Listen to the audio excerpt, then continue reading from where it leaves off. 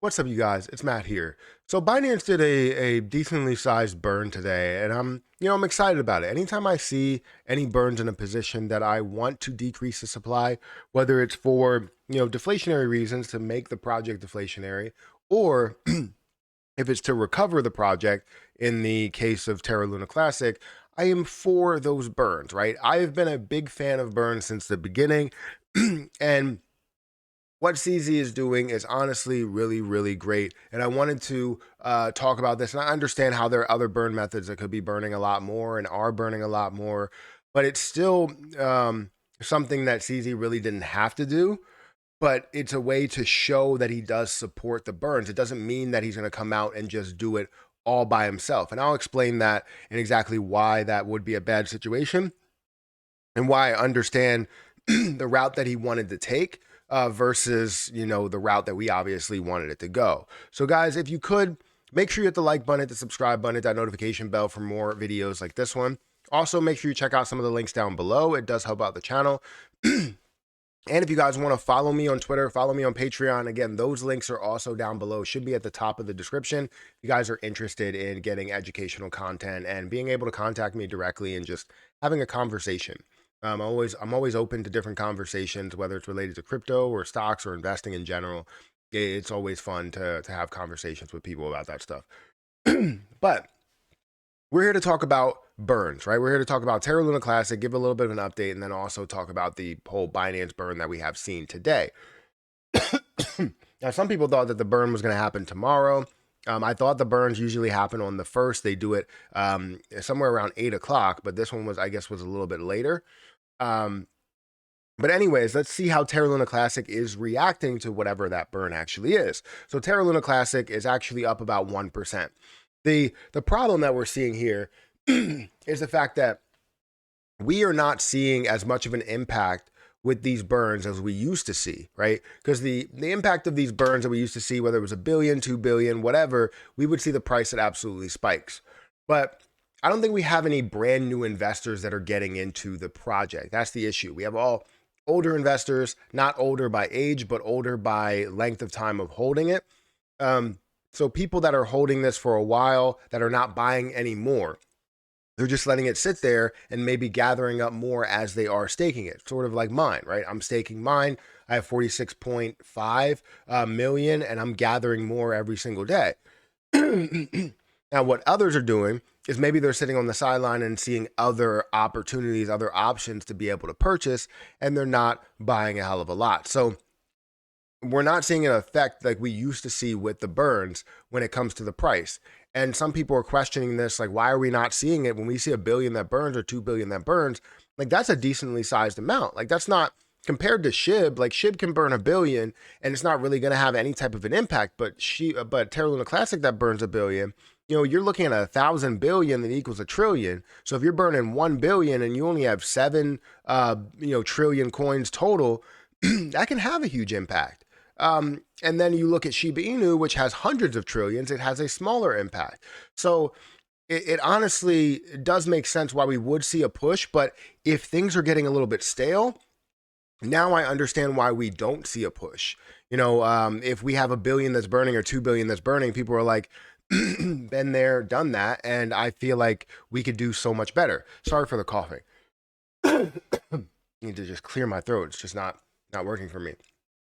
But yeah, I feel like things are getting a little bit stale for some people, some investors, and that's why people are, I guess, kind of upset with this, not seeing it run based off of any type of burns when we see multiple projects and outside factors that are burning, not just Binance.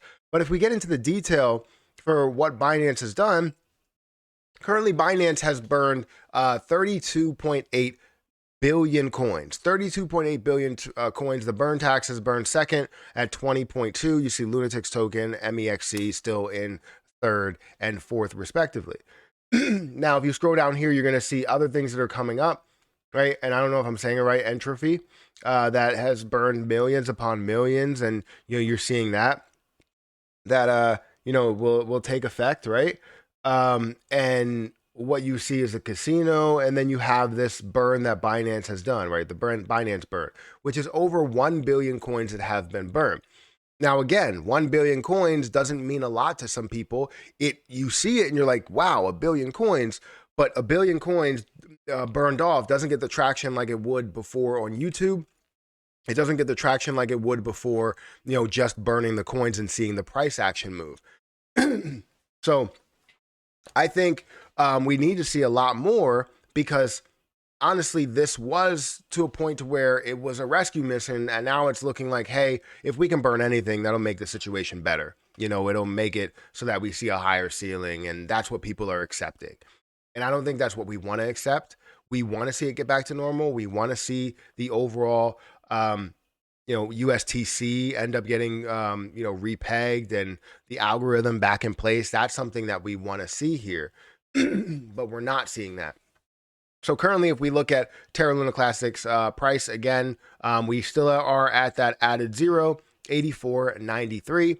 We see the circulating supply, still sitting around that 6 trillion in total supply, close to the 7 trillion mark.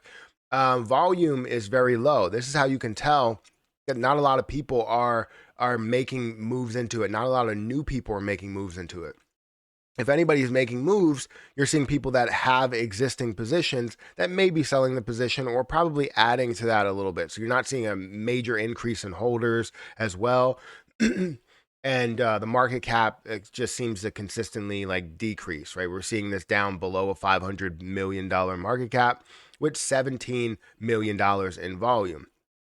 Now, this is getting into the Chronos level of volume. You know how Chronos has so many people that are holding it. You're not seeing any new holders into it or any new volume into it.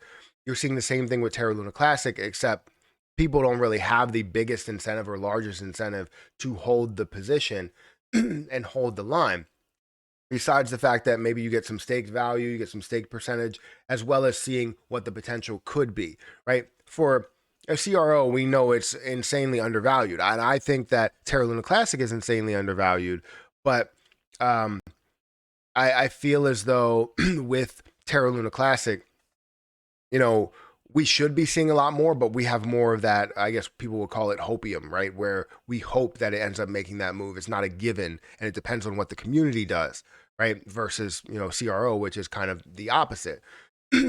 But anyways, Binance has done this 1 billion coin burn, which does mean a lot to people like me and does mean a lot to a ton of people. But all in all, when it comes to new investors, it doesn't mean anything.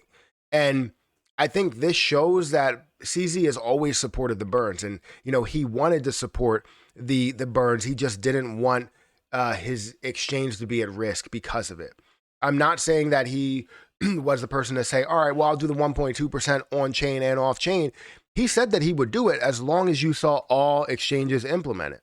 He was the first one to agree.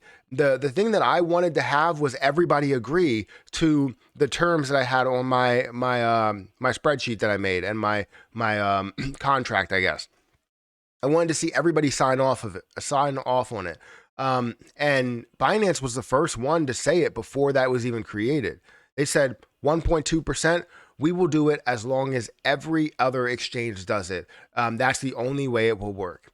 And we took that as okay, well, you'll do it, so do it. No, you have to wait until those other exchanges decide to do it as well. And we didn't go about trying to pursue that. It shouldn't be on him. It should be on us. And he has supported the burns for a long time, burning every single month.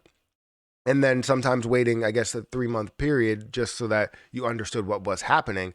But just trying to support what he does believe in. Same thing what you see with BNB, right? BNB has a natural burn, right? Has a quarterly burn to it. He believes in burns. It's just we didn't do anything about it to get that fully implemented. So anyways, Binance has burned $1 billion. That's amazing. Obviously, it's not going to make a huge impact to the price. We have seen this, obviously, on the screen, 1% up. But hopefully, we can see something else implemented, not just the increased burn tax, but also outside factors, as well as exchanges that are jumping on board. So guys, hit the like button, hit the subscribe button, hit that notification bell for more videos like this one. I'm going to get out of here, and I'll catch you in the next one.